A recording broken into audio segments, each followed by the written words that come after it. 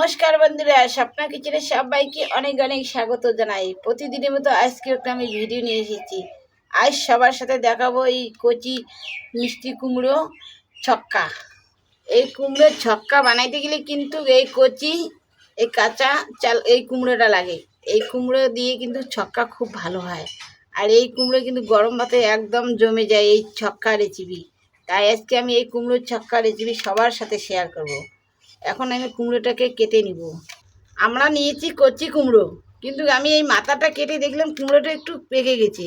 তো পেকে গেছে, এখন কি করবো, এইটারই আমরা ছক্কা বানাবো। কিন্তু পুরোপুরি তো কুমড়োটা এখনো পাকে নাই, কিন্তু ভিতরটা অল্পটুকু লাল হয়েছে, তবু চলবে। আমরা এই কুমড়োটা আজকে ছক্কা বানাবো। এখন আমি কুমড়োটাকে কেটে নিব।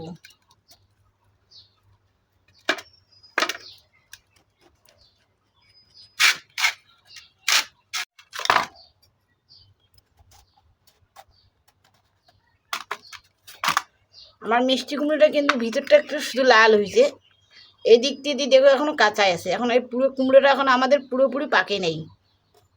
এই কুমড়োটাকে আমি এইভাবে আগে লম্বা লম্বা করে ফালি করে নিব। এই ভিতরে এই অংশটাকে একটু ফেলে দিব, যেহেতু আমাদের কাঁচা আছে, কিন্তু আমি চোচাটা ফেলাবো না। এইভাবে পিস পিস করে নিব। এখন আমি কুমড়োটাকে ধুয়ে নিব। আমি এইরকম সাইজ করে কেটে নিয়েছি। এখন জলগুলো দিয়ে দেবো। কুমড়ো কিন্তু গোটায় যতই ধো না কেন, কিন্তু ভিতরে একটা কুমড়ো কাটলে পরে একটা কষ থাকে, এই কষটা আবার ধুলে তখন বেরিয়ে যায়। আমার ভালো করে ধোয়া হয়ে গেছে, এখন তুলে নিব। উনুনটা আমি ধরিয়ে নিয়েছি, এখন আমি কড়াইতে বসে দিব। আর কুমড়োর ছক্কা বানানোর জন্য আমি একটা স্পেশাল মশলা বানিয়ে নিব।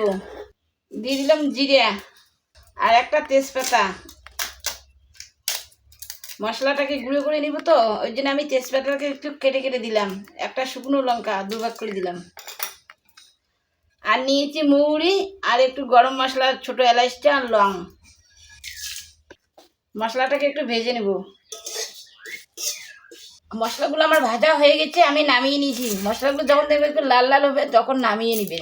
খুব সুন্দর একটা গন্ধ বাড়িছে, আমি এখন নামিয়ে নিচ্ছি। এই মশলাটা একটু ঠান্ডা হোক, তারপর আমি গুঁড়ো করব। আমি কড়াইতে এখন তেল দিব। আর এই রান্নাটা কিন্তু করতে গেলে সাদা তেলও দিয়ে রান্না করা যায়। আমি সর্ষের তেল নিয়েছি, আমি সর্ষের তেল দিব। লাল তেল দিয়েও যায়। তেলের মধ্যে একটা শুকনো লঙ্কা দিলাম। আর যেহেতু আমাদের এটা নিরামিষ রেসিপি, এতে আমি পাঁচ ফোড়নটা একটু বেশি করে দিলাম। আর দিলাম তেলের মধ্যে একটু হিং।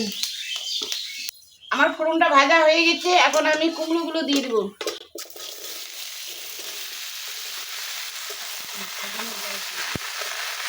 হলুদ দিলাম। এখন আমি লবণ দিব না, হলুদ দিয়ে একটু করে আমি ভাজা করে নেব। এই ঢাকনা দিয়ে ঢেকে ঢেকে দিয়ে একটু ভাজা করে নেব। আর লবণটা এখন দিলে কি জল বাড়বে, তো ওই জন্য আমি লবণ এখন দিব না। ঢাকনাটা দিয়ে দিলাম। এখন আমি ঢাকনাটা খুলে নিব। আমার কুমড়োটা ভাজা হয়ে গেছে, মোটামুটি ভাজা হয়েছে।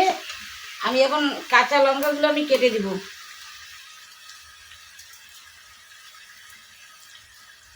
আর এই ঝালটা যেরকম ঝাল খেতে ভালোবাসেন সেই রকম বুঝে মরিচ দিবেন। আমি এর এখানে কোনো শুকনো লঙ্কার গুঁড়ো দিব না, শুধু কাঁচা মরিচই দিব। আমি যে আগে লবণ দিই নেই, এখন আমি লবণটা দিয়ে দিলাম। আমার এই কুমড়ো রেসিপিতে যেহেতু নিরামিষ, আমি চিনি দিলাম। আর যাদের বাড়িতে আম শক্ত থাকবে তারা দিয়ে দিবেন। আর আমাদের বাড়িতে নাই আম শক্ত, আমি যখন দিলাম একটু কাগজি রস। একটু মিষ্টি টক টক লাগবে, তো একটু অল্প একটু টক দিলাম।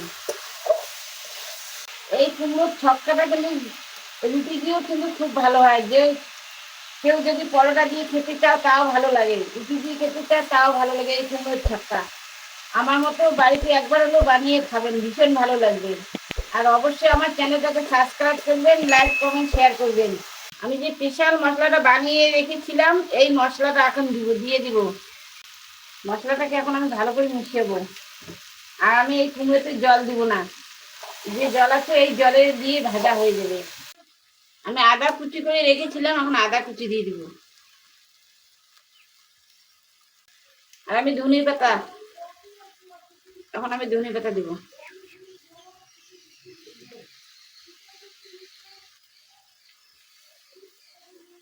আর একটু মিশামিশি আদা আর ধনিয়ার একটু মিশিয়ে অল্প একটু করে নামিয়ে নিব। আমার কুমড়োর রেসিপিটা হয়ে গেছে, এখন আমি নামিয়ে নিব।